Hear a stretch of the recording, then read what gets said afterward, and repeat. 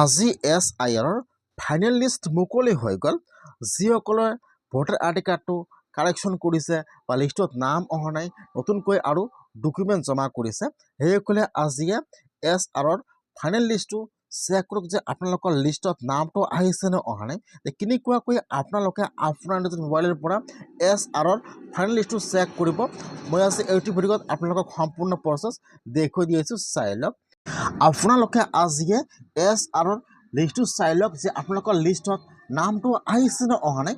কেনেকৈ চেক কৰিব ফাইনেল লিষ্টটো দেখুৱাই দি আছোঁ, চাই লওক। এতিয়া আপোনালোকে ফাৰ্ষ্ট আপোনাৰ মোবাইলৰ যিকোনো এটা ব্ৰাউজাৰ অ'পেন কৰি ল'ব। আপোনালোকে ইয়াত NVSP লিখি চাৰ্চ কৰি দিব। এতিয়া কিন্তু আপোনাৰ ওচৰত অফিচিয়েল ৱেবছাইটটো অ'পেন হৈ যাব এনেকুৱাকৈ। মই কিন্তু আপোনাৰ সুবিধাৰ কাৰণে অপশ্যনৰ লিংকটো মোৰ ডিছক্ৰিপশ্যনত দি দিছোঁ। ডাইৰেক্ট ক্লিক কৰি ফাৰ্ষ্ট এইটো অপশ্যনত আহি যাব। এইটো অপশ্যনত আপোনালোকে ইয়াত চাব দিছে 2 নম্বৰত থাকিব ছাৰ্ভিচ। এতিয়া আপোনালোকে ইয়াত চাব, ইয়াত ছাৰ্ভিচৰ 1 নম্বৰ অপশ্যন দিয়া থাকিব ডাউনলোড ইলেক্ট্ৰিকেল ৰ'ল। এতিয়া আপোনালোকে সেইটো অপশ্যনৰ ওপৰত ক্লিক কৰিব। ইয়াত চাব ছাৰ্ভিচ দি আছে, ইয়াত যিটো 1 নম্বৰ অপশ্যন দি আছে, আপোনালোকে এতিয়া সেইটো অপশ্যনৰ ওপৰত ক্লিক কৰিব। এতিয়া কিন্তু আপোনাৰ ওচৰত আৰু এটা নতুন পেজ ইয়াত অ'পেন হৈ যাব এনেকুৱাকৈ। এতিয়া আপোনালোকে ছাৰ্ভিচৰ 1 নম্বৰ অপশ্যনটোৰ ওপৰত ক্লিক কৰিব ডাউনলোড ইলেক্ট্ৰিকেল ৰ'ল। এতিয়া কিন্তু আপোনাৰ ওচৰত আৰু এটা নতুন পেজ ইয়াত অ'পেন হৈ যাব এনেকুৱাকৈ। ফাৰ্ষ্ট চাব, ইয়াত দিয়া থাকিব চিলেক্ট ষ্টেট। চিলেক্টত ক্লিক কৰিব। ইয়াত আহি যাব ষ্টেট নাম। ফাৰ্ষ্ট আপোনালোকে ষ্টেট নাম আছাম চিলেক্ট কৰি লৈ ল'ব। তাৰপিছত ইয়াত অলৰেডি 26 আহি যাব, আপোনালোকে ইয়াত চিলেক্ট কৰিব নালাগে। ইয়াত চাব দিয়া আছে ৰ'ল টাইপ। চিলেক্টত ক্লিক কৰিব। ইয়াত এটা অপশ্যন আহি যাব ড্ৰাফ্ট ৰ'ল 2026 চিলেক্ট কৰি লৈ ল'ব। তাৰপিছত চিলেক্টত ক্লিক কৰিব। ইয়াত আহি যাব আপোনালোকৰ ডিষ্ট্ৰিক্টৰ নাম। এতিয়া আপোনালোকে ইয়াত চালে, ইয়াত যিটো আপোনাৰ ডিষ্ট্ৰিক্টৰ নাম হয়, আপোনালোকে ইয়াত আপোনাৰ ডিষ্ট্ৰিক্টৰ নামটো চিলেক্ট কৰি লৈ ল'ব। তাৰপিছত ইয়াত আহি যাব আপোনালোকৰ এছেম্বলিৰ নাম। চিলেক্টত ক্লিক কৰিব। এতিয়া আপোনালোকে ইয়াত চাই ল'ব যে ইয়াত আপোনাৰ এছেম্বলিৰ নাম কোনটো হয়। যদি আপোনালোকে আপোনাৰ এছেম্বলিৰ নামটো নাজানে, আপোনাৰ ভোটাৰ আইডি কাৰ্ডৰ পিছফালে আপোনালোকৰ এছেম্বলিৰ নামটো দিয়া আছে। আপোনালোকে ইয়াত চালে, ইয়াত যিটো আপোনালোকৰ এছেম্বলিৰ নাম হয়, আপোনালোকে ইয়াত আপোনাৰ এছেম্বলিৰ নামটো চিলেক্ট কৰি লৈ ল'ব। ইয়াত অলৰেডি লেংগুৱেজ আছামিজ আহি যাব, আপোনালোকে ইয়াতো চিলেক্ট কৰিব নালাগে। তাৰপিছত ইয়াত আহি যাব কেপচা।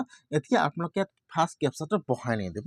এতিয়া আপোনালোকে অলপমান তলত আহি যাব, ইয়াত আহি যাব পাৰ্টৰ নম্বৰ আৰু পাৰ্টৰ নাম বা যিটো আপোনালোকৰ চেণ্টাৰৰ নাম আছে, আপোনালোকে ইয়াত চাব লাগিব যে ইয়াত আপোনাৰ চেণ্টাৰৰ নাম কোনটো হয়। ইয়াত যিহেতু আপোনাৰ ডিষ্ট্ৰিক্টৰ সকলো চেণ্টাৰৰ নাম ইয়াত দিয়া থাকিব এনেকুৱাকৈ, বা আপোনালোকৰ এছেম্বলিৰ ইয়াত কিন্তু চাৰ্চৰ অপশ্যন দিয়া থাকিব। চাৰ্চৰ ওপৰত ক্লিক কৰি আপোনালোকে ইয়াত আপোনালোকৰ চেণ্টাৰৰ নামটো লিখি চাৰ্চ কৰিব। তাৰপিছত ইয়াত কিন্তু আপোনাৰ চেণ্টাৰৰ নামটো আহি যাব এনেকুৱাকৈ। এতিয়া আপোনালোকে ইয়াত চাই ল'ব যে ইয়াত কোনটো নাম হয়। ইয়াত চিলেক্টৰ অপশ্যন দিয়া আছে। এতিয়া আপোনালোকে ইয়াত ফাৰ্ষ্ট আপোনাৰ চেণ্টাৰৰ নামটো ইয়াত চিলেক্ট কৰি লৈ ল'ব।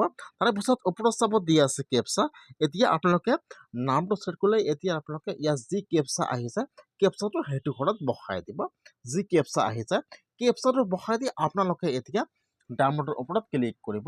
যেতিয়া আপোনালোকে কেপচাটো বহাই দি ডাউনলোডৰ ওপৰত ক্লিক কৰিব, এতিয়া কিন্তু পেজটো অলপমান লোডিং ল'ব এনেকুৱাকৈ। এতিয়া আপোনালোকে অলপমান ৱেইট কৰিব লাগিব। এতিয়া কিন্তু আপোনাৰ মোবাইলত আপোনাৰ চেনেলত বা আপোনাৰ গাঁৱৰ লিষ্টটো ইয়াত ডাউনলোড হৈ যাব এনেকুৱাকৈ। এতিয়া আপোনালোকে লিষ্টটো অ'পেন কৰিব।